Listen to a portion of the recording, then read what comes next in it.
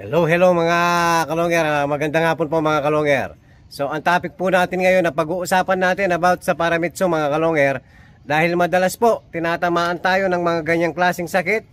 Paramitsu, adeno, salmonella, yan po ang kalimitan tumatama sa mga warrior natin. So ngayon po mga kalonger, papakita ko po ilan sa mga tinamaan natin ibon. Iba-ibang klase po. Ang klase ng Paramitsu mga kalonger, hindi lang po yung umiikot ang ulo. So papakita ko po mga kalonger lahat ng sign ng Paramitsu mga kalonger. So ito na po yung mga warrior natin.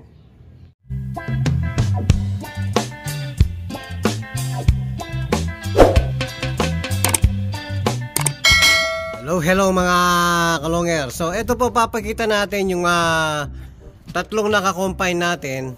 So galing po dun sa loob natin to mga kalonger. Yung loop natin, malayo sa mga ano natin, breeder natin, nasa baba po sila.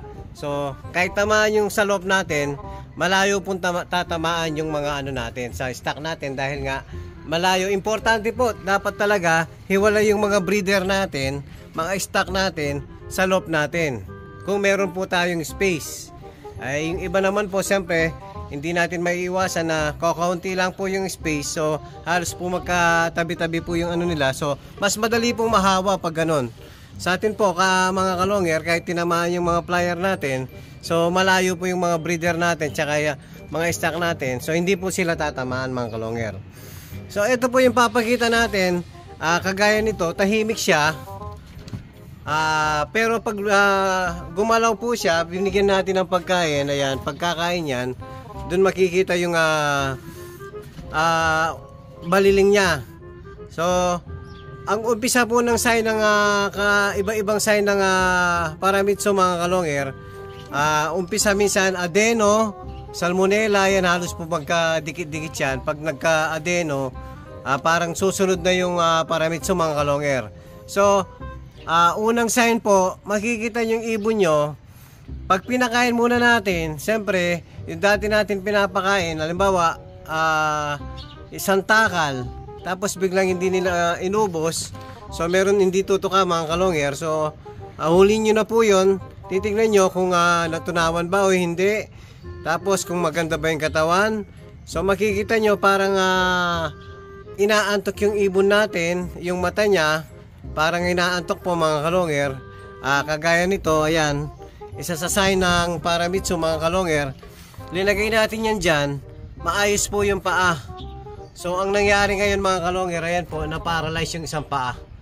O tapos umiiling-iling po yung ulo niya. Ayan nga, dahil nga na Paramitsu.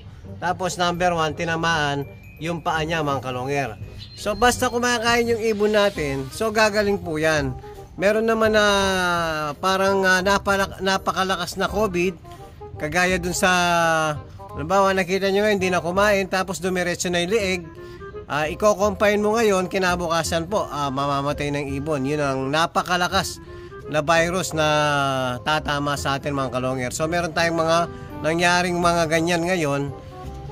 Pero ito mga kalonger, nakakain po siya, malakas siya. So hindi lang po umiikot ang ulo, marami pong sign. Kagaya nito. Yan po mga kalonger, na paralyze yung isang paa niya. Ito naman umiiling-iling yung ulo. Ngayon po tahimik pag kumain yan. Yan, tahimik lang siya. Ito naman mga kalonger, ayan na naglock ang pakpak. Pero sa itsura ng ibon natin mga kalonger, gagaling yan. So makikita natin mismo sa itsura ng mga ibon natin kung grabe ba yung tama o hindi. Tapos i-observe nyo yung pupo nila. Pag may laman-laman ng konti, gagaling yan mga kalonger. Pero pag ang ipot ng ibon natin ay halos po ganyan, no? Pag masdan nyo po, halos walang laman. Yan, medyo delikado po pag ganyan. Tapos ayan po, medyo maputla ang mata. O, tapos laging tahimik. Ito medyo parang maningning na yung mata niya. So ibig sabihin po, gagaling na tong ibon na to. Basta kumakain po, kahit umiiling-iling ang ulo, o kahit umiikot ang ulo, basta kumakain, gagaling po. Darating ang araw mga kalonger, kusang gagaling yung nagkabaliling natin, sa experience ko po mga kalongger, wala pong gamot sa baliling. Minsan natsyempo lang mga kalongger na may pinainom tayo ganyan-ganyan, so minsan biglang gumaling. So ang tinutulungan lang natin para lumakas yung katawan nila, para makakain po sila mga kalongger. Yung iba sabi nila Clorox. So sa experience ko po, walang gamot sa baliling. Lahat po sa ilang taon kong pagkakarera sa Kalapate, lagi tayong tinatamaan ng ganyan. Kailangan po talaga mag-vaccine tayo mga kalongger. So madalas pong tinatamaan yung mga bata. Yung magugulang natin mga Kalapate, mga kalongger, bihira pong tamaan yan. Pero mas bago nyo po iakyat sa loop nyo, kailangan po mag-vaccine na kayo. Before training na naman noon mga kalongger, vaccine uli. So minsan tayo hindi natin nagagawa yon, kaya mas madalas tayong tamaan mga kalongger. So dapat po yun ang magandang gawin natin hanggat maaari bago natin iakyat sa loob natin. So mag-vaccine po tayo before training sa club, mag-vaccine uli po tayo mga kalongger. Para may laban yung mga ibon natin. Sayang po kasi yung oras, sayang yung panahon, at tagal tayong nagsakripisyo sa mga ano natin, tapos biglang tatamaan lang ng adeno, salmonella, paramitsu. Ayan po, gusto niya lang kumain, nahihirapan siya. Pero kaya ganito yung ginawa ko mga kalongger. Sa labas yung pakainan, tapos maliit lang yung pakainan, para pag linabas niya yung ulo niya, parang nakokontrol ng mesh wire. Dahil maliit lang po yung butas, hindi kagaya pag binigyan mo ng pagkain sa loob, mas mahihirapan po siyang kumuha. Diyan po parang nakalak yung pinakaliig niya dahil maliit ang butas, kaya nakakakuha siya ng pagkain. Tapos dadagdagan niyo po yung pagkain niya sa pakainan niya para kahit pa paano niya ilubog yung tuka niya, meron siyang makukuha. Pag konti lang po kasi binigyan yung pagkain, mahihirapan pong kumuha yung ibon natin na may sakit. Kagaya niyan mga kalongger, pinipilit niyang kumain, malaki ang posibilidad na gagaling yung ibon natin yan. So bigla na lang di natin mamamalayan, pagdating ng isang buwan, biglang magaling na ibon natin. Meron naman na napakatagal na ng panahon, ilang buwan na, ilang taon na, hindi na po mawawala yung konting pailing-iling ng ibon natin. Pero parang normal na sa kanya yon, hindi talaga gumaling ng ganun kagaya sa normal na dati.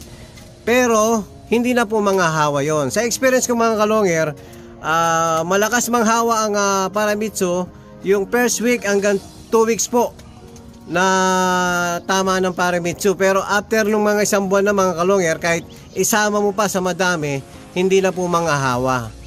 So ganyan po ang experience ko sa paramitsu mga kalongger. Sa unang linggo po, napakalakas sa manghawa ng paramitsu mga kalongger. So kagaya nito, medyo okay na to, na napagaling na natin yung ibon natin, sabay tayong nag-vaccine. Biglang tinamaan po yung mahihina mga kalongger.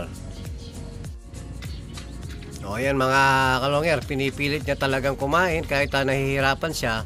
So yung pwestong gusto niya, so sinusunod ko mga kalongger. Kagaya niyan, pag binaba mo yung talagang sabitan ng pagkain niya sa baba, sa isang butas pa, so ang ginawa natin, inakyat natin sa isang butas pa, yung sakto lang sa kanya na hindi siya mahihirapan.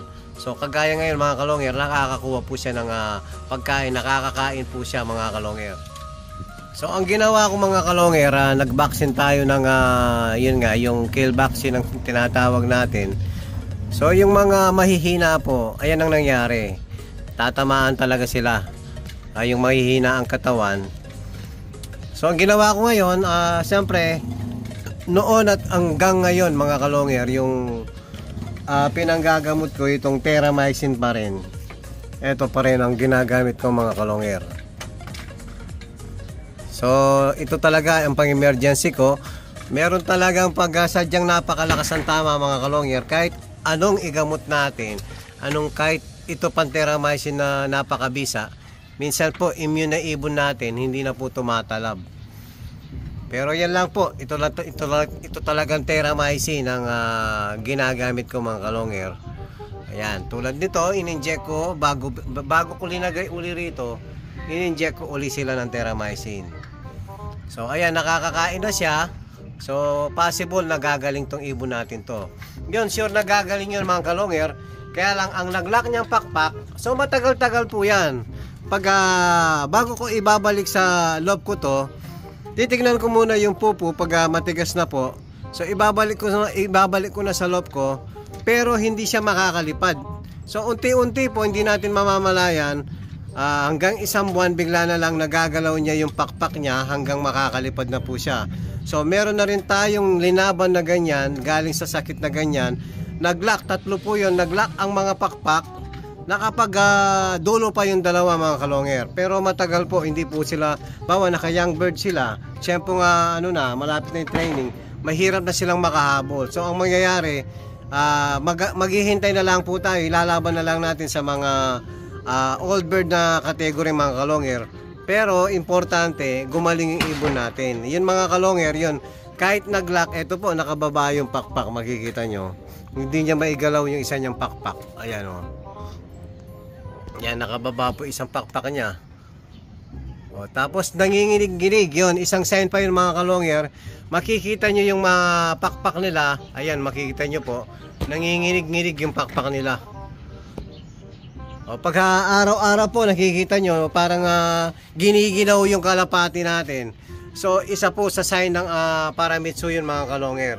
So, madami pong sign ng Paramitsu. Pag nakita nyo ganyan na yung mga mga warrior nyo, so hiwalay nyo na po habang hindi pa nangahawa, dahil po napakalakas manghawa. Yung unang linggong tumama ang Paramitsu sa mga warrior natin. Ayan po mga kalonger, sana po meron tayong na-share na kaalaman about sa Paramitsu mga kalonger. O yan po mga kalonger, yan po yung topic natin ngayon. At kung bago pa lang kayo sa aking channel, huwag kalimutan mag-subscribe, like and share, at pagpindot na rin po yung notification bell, pati na rin po yung all, para updated kayo sa mga bagong video natin. So yun lang po mga kalonger, maraming salamat po, keep safe and God bless.